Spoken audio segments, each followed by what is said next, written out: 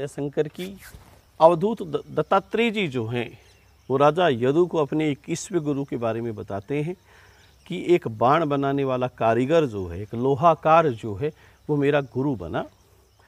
क्यों? क्योंकि एक समय एक राजा अपने दल बल सहित उधर से निकला। वो अपने व्यापारिक केंद्र पर अपनी क्रिया करने में संलग्न था। कब राजा की सवारी दलबल सहित निकली उसे भान भी नहीं रहा। पीछे से आकर किसी ने पूछा, अभी अभी एक दलबल सहित सवारी गई थी, किधर गई होगी? उसने अनभिज्ञता जाहिर की। दत्तात्रेय जी ने अवध राजा यदु को बताया कि मैंने उससे ये शिक्षा प्राप्त की कि एक ही लक्ष्य रखना चाहिए। अपना जो उद्देश्य है, लक्ष्य है, वो एक होना चाहिए। उस पर आप अपनी निगाह रखो, अपना ध्यान रखो। अपने आसन और श्वास को जीत कर वैराग्य व अभ्यास के द्वारा मन को वश में कर लो। तेरी भावे कछु करो भलो बुरो संसार, नारायण तू बैठ के तेरा भवन बुहार। दूसरा क्या कर रहा उस पर ध्यान मत दो। वो इतना तन्मयता के साथ में काम कर रहा था कि उसे केवल अपने लक्ष्य पर ही केंद्रीकरण कर कर उद्यमित होने में इतना आनंद आ रहा था कि और क्या हो रहा है वो ध्यान भी नहीं दे पाया। तो वो लोहाकार मेरा गुरु बना। 22वां गुरु है वो दत्तात्रेय जी बनाते हैं सर्प को। सर्प अकेला ही विचरण करता है, कभी समूह नहीं बनाता, मंडली नहीं बनाता। तो एक साधक को, एक सन्यासी को, एक श्रेष्ठ शिष्य को, एक भक्त को, एक सज्जन को आवश्यक है कि वो अपना कोई आश्रम मठ आदि न बनाए और एक ही स्थान पर। सन्यासी को तो रहना ही नहीं चाहिए, 10 रात्रि के बाद में अपना स्थान परिवर्तित करते रहना चाहिए। ये धर्मशास्त्र की उपदेशता है सन्यास के लिए कि उसे अपना स्थान बदलना चाहिए। सांप जो है वो दूसरों के बनाए हुए घर में बिल में रहता है और स्वच्छंद विचरण करता है। कितने ही महल बनाओ, कितने ही आश्रम बनाओ, कितने ही अपने मकान संपत्ति का विस्तार करो, एक दिन सब यही धरा रह जाएगा। कबीर जी महाराज कहते हैं कि धरे रहे तेरे कोठी कीला, धरे रहे तेरे कोठी कीला, सुंदर देश भुलाएगा। अरे पहरादार सुत्या रह जाएगा, हंस अकेला जाएगा। पहरादार सुत्या रह जाएगा, हंस अकेला जाएगा। तो सब कुछ यहीं पर रह जाना है। तो सर्प मेरा गुरु बना। अवधूत दत्तात्रेय जी कहते हैं कि कबीरा जब तुम आए इस जग में, जग हंसा तुम रोए। कुछ करनी ऐसी कर चलो, तुम हंसो जग रोए। सिकंदर कितना महान था कि उसने अनाचार पर अनाचार किया, बलात् संपत्तियों का अपहरण किया, उस पर नियंत्रण स्थापित किया। और जब वो मरने के कगार पर आया तो उसकी माँ ने उससे कहा कि तू मरेगा। उस सिकंदर को हताश होकर करके बोलना पड़ा कि नहीं माँ, मैं परसों वापस आ जाऊंगा। वो माँ उसकी कब्र पर पहुंचती है मरने के पश्चात। रखवारे से पूछती है मेरा सिकंदर। उस रखवारे ने कहा यहाँ न जाने अनगिनत सिकंदर आए और चले गए, तेरा भी यही कहीं होगा। तो जीवन में आप अबलात संचय करते रहोगे तो भी क्या है, एक दिन सब यही रह जाना है। मौत तो एक ऐसी व्यवस्था है, मृत्यु, कि उसके माध्यम से ईश्वर ने अपना सर्वस्व नियंत्रण रखा है। ईश्वर ये संदेश करते हैं मृत्यु के माध्यम से कि आप अपने लक्ष्य से न भटकें। आप कितने बड़े सूरमा हो, कितने बड़े डॉक्टर हो, कितने बड़े विद्वान हो, बलवान हो, धनवान हो, लेकिन मृत्यु आपको छोड़ने वाली नहीं है। कहा कि जब तेरी डोली निकाली जाएगी, जब तेरी डोली निकाली जाएगी, बिन मुहूर्त ही उठा ली जाएगी, बिन मुहूर्त मुहूर्त ही उठा ली जाएगी, डोली निकाली जाएगी, बिन मुहूर्त ही उठा ली जाएगी, जब तेरी डोली निकाली जाएगी। उन हकीमों से कहो यो बोल कर, ध्यान दे के सुनिए, उन हकीमों से कहो यूं बोल कर, करते थे दावे किताबें खोल कर, ये दवा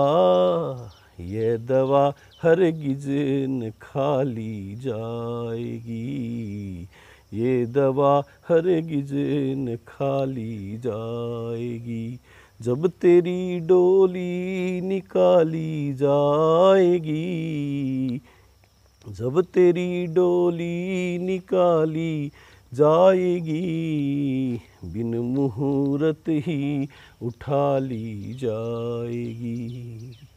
और जर सिकंदर का यहाँ पर रह गया, जर सिकंदर का यहाँ पर रह गया, मरते वक्त लुकमान भी यूं कह गया, मरते वक्त लुकमान भी यूं कह गया, ये घड़ी हरगिज न खाली जाएगी, ये घड़ी हरगिज न खाली जाएगी, ये घड़ी हरगिज न खाली जाएगी, जब तेरी डोली निकाली जाएगी, जब तेरी डोली निकाली जाएगी। ये मुसाफिर क्यों फसरता है यहाँ, हम सब एक मुसाफिर हैं इस जीवन में, यहाँ पर ईश्वर की माया के द्वारा अपना नाट्य प्रस्तुतिकरण करने के लिए उपस्थित हुए हैं।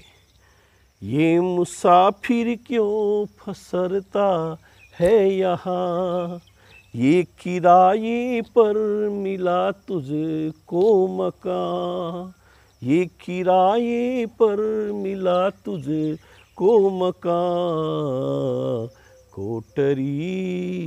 कोठरी खाली करा ली जाएगी, कोठरी खाली करा ली जाएगी, जब तेरी डोली निकाली जाएगी, बिन मुहूर्त ही उठा ली जाएगी, बिन मुहूर्त ही उठा ली जाएगी। तो इस तरीके से आप अपना यहाँ पर एबलात और अनाधिकार प्रदर्शन करते हुए सब कुछ संचय करते हैं, अपनाते हैं, बनाते हैं, लेकिन वो सारी संपत्ति, वो वैभवता एक दिन नष्ट हो जाएगी। सर्प मेरा गुरु बना, 23वां गुरु बनाते हैं एक कीटक को, जिसे हम हमारी साधारण भाषा में बोलते हैं किशारी।